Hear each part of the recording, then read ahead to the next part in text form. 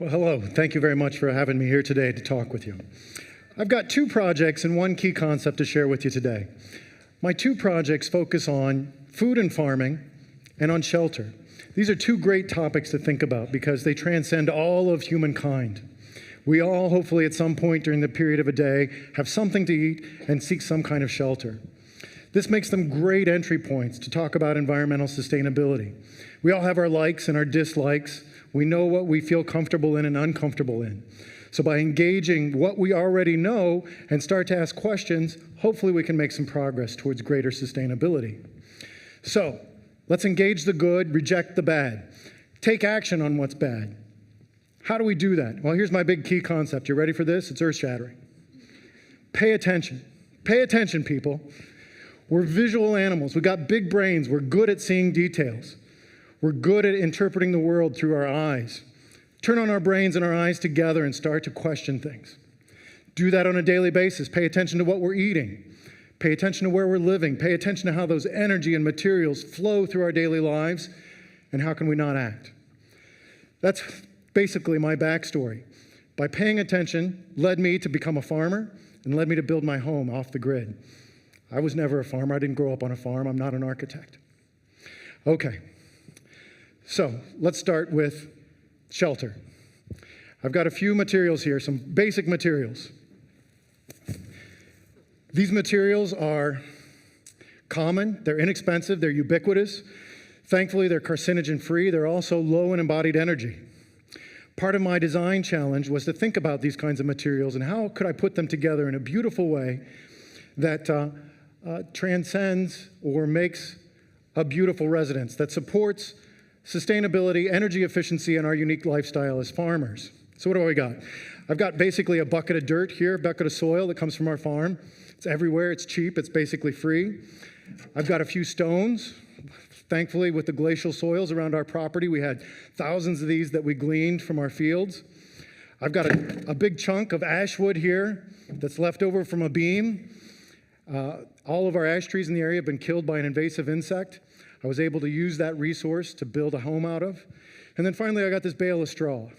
What a weird and unique product, actually, when we start to think about it. It's a waste product. It's the chaff that's left over after we've harvested the wheat. It's a beautiful product. It's low in energy. It's high in insulation value. And it's really cheap, a couple bucks a bale. This stuff, commonly it's just left to rot in the fields, by the way, or sometimes it's even burned. In this case, it was baled up, probably to be used as animal bedding or maybe mulch. My challenge was to see if we could use it to build a house. Okay, so now I know what you're thinking. This guy's nuts.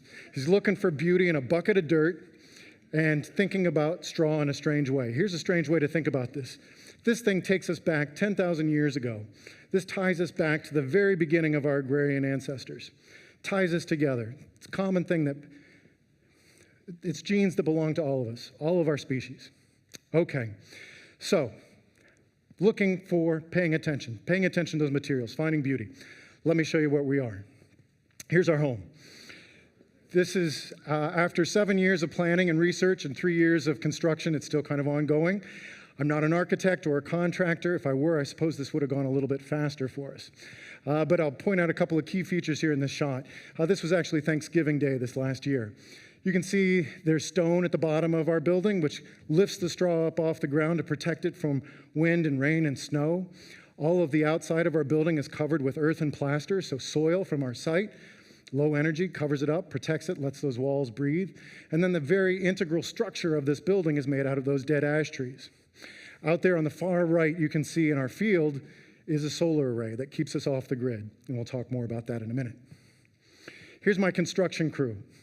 It was really the four of us who've done probably 90% of all the work on the house, which has been quite a family adventure. My beautiful wife, Shelley, and our two daughters, Autumn and Evelyn. This gives you an idea here of some of the early drawings of the project. Like I said, I'm not an architect, so probably one of the bigger surprises for me was actually seeing the project come together and that the house actually looks like the pictures. There was no guarantee. Up in the upper right there, you can see a drawing of the ash timber frame that carries the roof load and the second story load. It's such a big project. Part of my mental space here was thinking about the functionality of this place. How does it support a lifestyle? Relationships take time. I wanted a place that supported our relationship with our farm, the out of doors. How does this house encourage us to be outside, support food and family together? Thought about it like a piece of furniture. I had built furniture in the past. That's doable. This seemed unsurmountable at times. So thought about it as a big piece of furniture, basically. Lots of materials. It's a 2,200 square foot house. Lots of personal energy went into moving all these materials. Our hands touched all of those materials at some point during the project. We didn't invent building with earth. We didn't invent straw bale building. It's been part of human practice. I've had the pleasure of traveling and teaching in Africa quite extensively, visited a lot of vernacular homes built by families, homes that support family activities, low energy sustainable homes. In sub-Saharan Africa, they use a lot of adobe. They use a lot of earth and plasters. This is a scene from Senegal, some guys mixing up some earth and plasters, a pretty common scene. I have one example of vernacular architecture to show you. It's a beautiful example and actually ties us back to an earlier speech today. This is in Burkina Faso. What a beautiful home. This home has no concern about resale value. They're not responding to any sort of pressure from a building inspector or any sort of building authorities. This reflects their culture. This reflects their family values. And it's made out of local natural materials on a human scale. What a beautiful idea. How can we make that work today in contemporary society? At the end of this home's life cycle, when they abandon this home, when it's run its course, this thing will literally just melt back into the earth. We have a lot to learn from these people. They deserve an honorary doctorate degree in sustainable architecture. Serious. Okay, back to our place. This is on the north side of our house. You can see some of our livestock here, which we'll get to shortly. But on the north side of our home, we have a summer kitchen, which encourages us during the warmer months to be engaged with our garden space and keeping our heat out of the building envelope itself, so it stays relatively cool inside. Few shots here to show you some of the construction process without too much detail. Here's my sawmill, able to convert hundreds of trees, dead trees, again, killed by that invasive beetle that is a factor of globalized shipping and actually started here in Michigan. There's not a live ash tree within 500 miles of us now. So I was able to use a product that was literally going into the landfill to build a home out of. After a year of milling and assembling this thing on the ground, it came to a very dramatic climax of me praying that I could use my measuring tape well enough that this thing would all fit together, because we hired a crane and a crew to put it together, and it was a really exciting day for this thing to go up all in one day, and thankfully it all fit. So this is a few days later. We're starting to put in the bales. So you can see the bales are actually used as big building blocks. Natural material, providing with lots of insulation. The insulation value of this house is probably 2.5 to 3 times the amount of a conventional home. Here is a wheat field that's directly adjacent to our property. So it was nice for us to be able to see the entire life cycle of this wheat field. It was there. We've been eating the grain out of that, and we've been able to build a home out of it. Straw bale homes have a truth window. So this is my daughter, Autumn, looking at a little spot in the clay plaster to reveal the bale underneath it to see the truth of this thick wall. The walls are 2 feet thick. Here you can see the walls are compressed for strength. This is my wife finishing up the stonework on the chimney. This was a risk for us. Neither of us had built anything this big. She had never done any stonework, and yet here she is completing 50, almost 60 tons worth of stonework. It was a big day. Here's a shot on the interior looking up.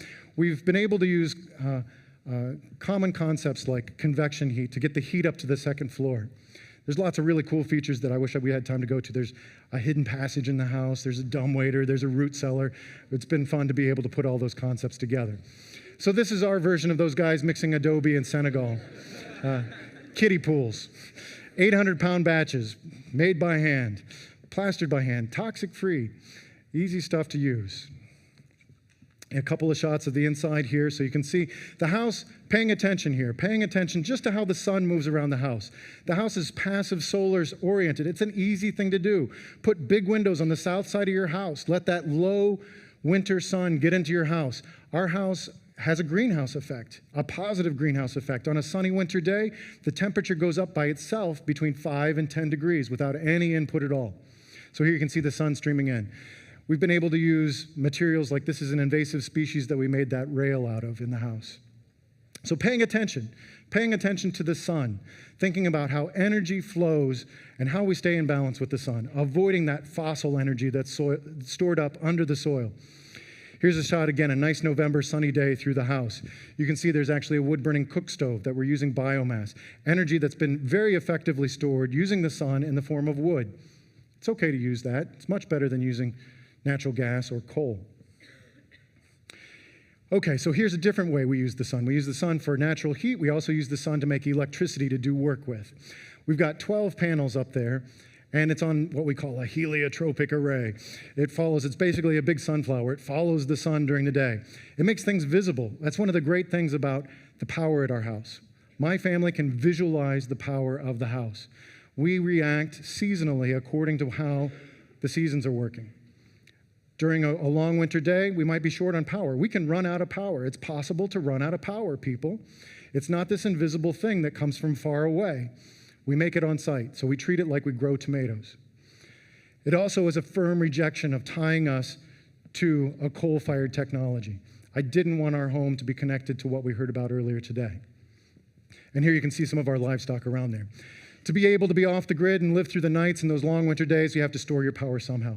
Pretty low tech. We've got 60 golf cart batteries here that store our power. That's enough power to make it a week. And the system is, we don't have to be huddled in a corner cold. You can do serious work. I've got a serious workshop that uses a lot of power, but I do it on sunny days. Here's a better shot of our summer kitchen, again, keeping that summer heat out, encouraging a pattern of behavior of moving food and animals in, being able to prepare it to consume or to store it for later. This is my wife's creative work. This is all the work of her garden stored for winter use. This is energy, visualizing and seeing the energy, paying attention to the energy. Feeds our family, lets us do the work that we do.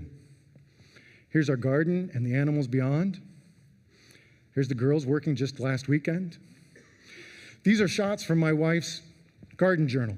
Not meant for this kind of a context. She takes a picture like this every day. She sees the beauty and has passion about this energy stored in this food that nourishes us.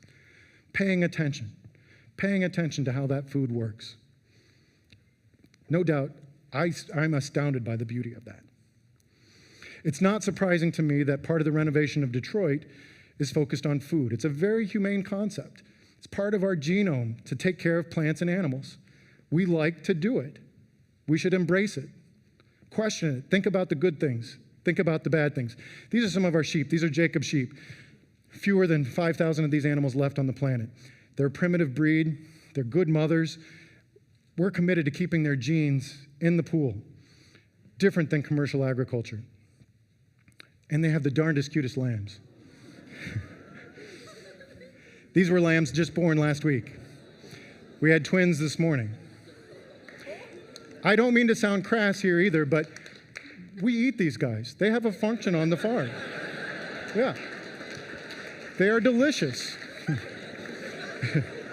They have a specific function. It ties us together.